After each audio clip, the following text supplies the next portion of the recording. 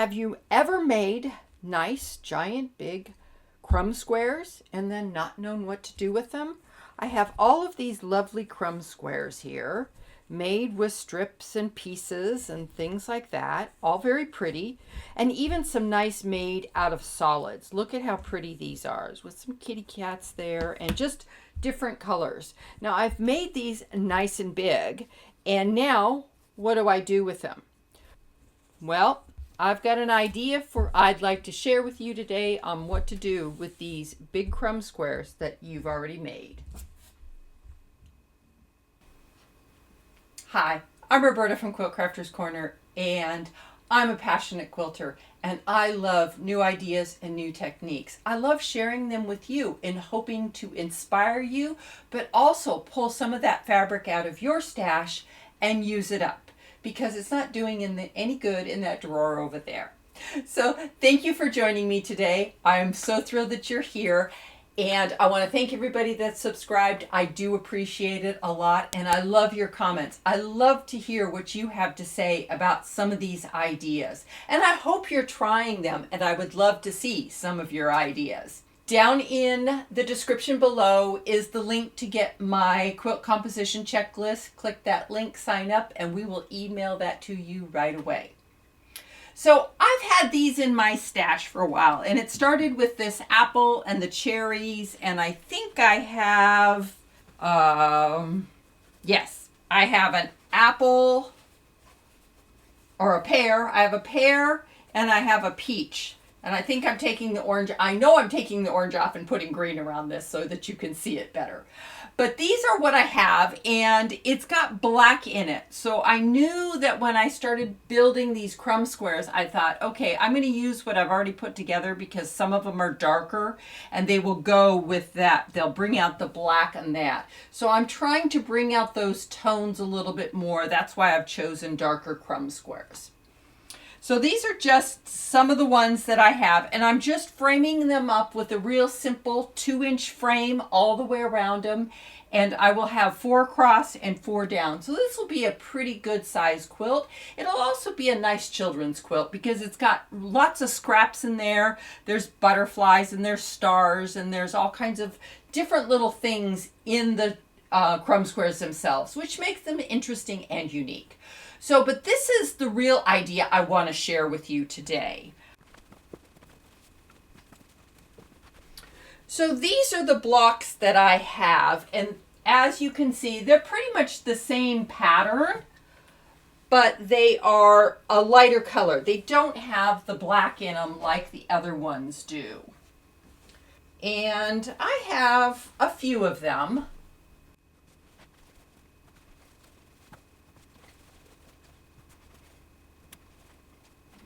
Okay, so as you can see, I have a few of them, and they're a lighter color. They've got more light greens and blues and pinks in them than the other one. I do have a little bit of complementary fabric or the same line of fabric that came with it, but I hesitate to just kind of frame them up with this.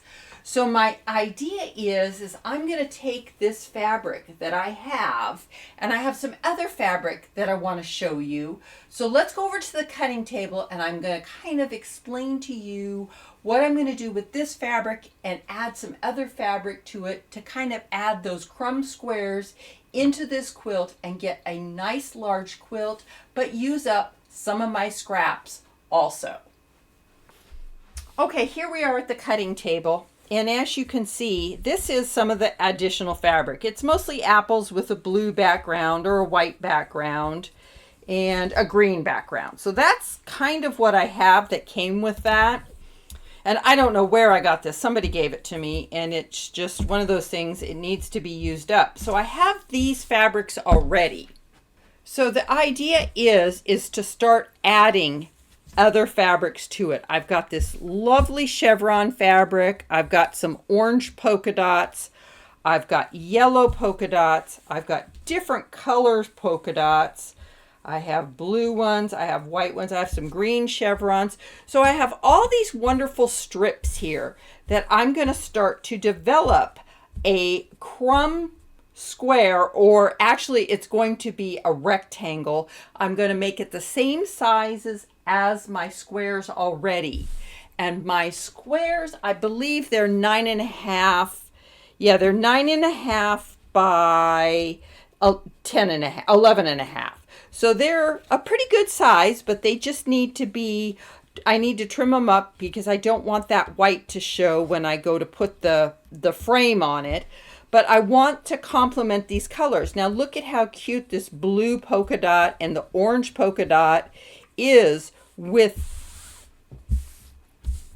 look at how cute the orange polka dot, and it goes really well with that orange. And I've got this blue polka dot that will go well. I've got the white with multicolored polka dots on it that it can go in there. I've got all these strips of fabric that can be used up to make the crumb squares that complement this pattern or this block itself, you know, the apple here. And I could probably find a little bit of red to pull into it. I will use some of this fabric in with it just so that it kind of ties it all together. But like I said, I've got bigger polka dots. I've got green polka dots. I've got some pink ones here too. I've got some smaller green polka dots. So all of these pieces are going to be taken and create and design a crumb square the same size as this that I can frame up, and it will be the alternate to these, to this block here and to the other blocks on the design wall. I've got some more of that, some green of the green chevron. So all of these strips here can be used up to make the complementary crumb squares to go with this block and all these other blocks. See, there's lots of the pinks in here, the pinks here, that will go really nicely with that, and that'll pull that out. Oh, look at this pink here. This pink is almost perfect for there.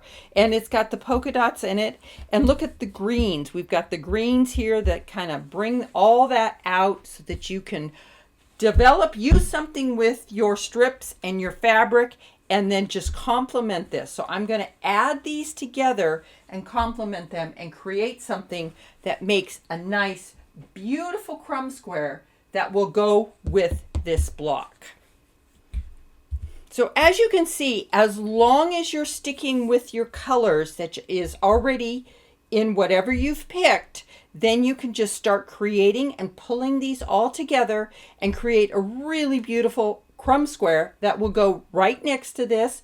Just frame it up really nicely like I had the other ones on the design wall, and then you create an interesting pattern just by adding something that you've already have already. I've had these forever, just want to use them up, get them out of my house, and create something that'll go with it. So I was pulling all these fabrics in order to create this absolute gorgeous crumb square that will go with my already made block.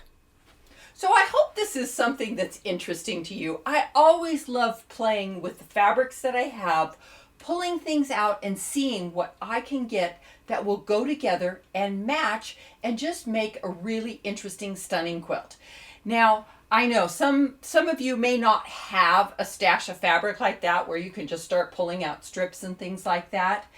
But don't feel that you need to go out and run out and buy something, because there's so many ways to get, interesting strips of fabric from what you have. Just go through what you have. And once your stash is organized, and that's what's so really important about it. I've got it organized so I know where everything is and what I'm looking for. I can usually go straight to that, box or that container and pull it out and say, oh, here it is, and I've got it. And then it just makes it really simple and really easy for me to start putting ideas like this together. If your stash is organized and together, it makes it much easier for you to start putting things together. It's when you have to stop and look for something, and then you find something else, and then you get confused. I know, I've been there. So try to get your stash organized in a sense so that you can pull the things out that you're looking for and that you need, and then get on with the project. That's what keeps us from moving forward with projects. So I hope this was helpful for you, because I found this really interesting once I started pulling those fabrics out, going, oh, this is going together so much, this is going to go together so much easier than I thought it was. So I hope that was helpful for you. If you haven't subscribed, please do. I do appreciate it. Also, leave me a comment. Is this an idea that could be helpful for you? I'd really like to know. Also, if you haven't gotten the quilt composition checklist, the link is in the description. Just sign up and we will get that emailed to you right away. Also, I've got an upcoming workshop coming soon, and I'll be sharing those ideas with you more. And it's more about using up your scrap, organizing your scrap, and getting it to a point where you can use it up and get it out of your house. So until next time, happy quilting.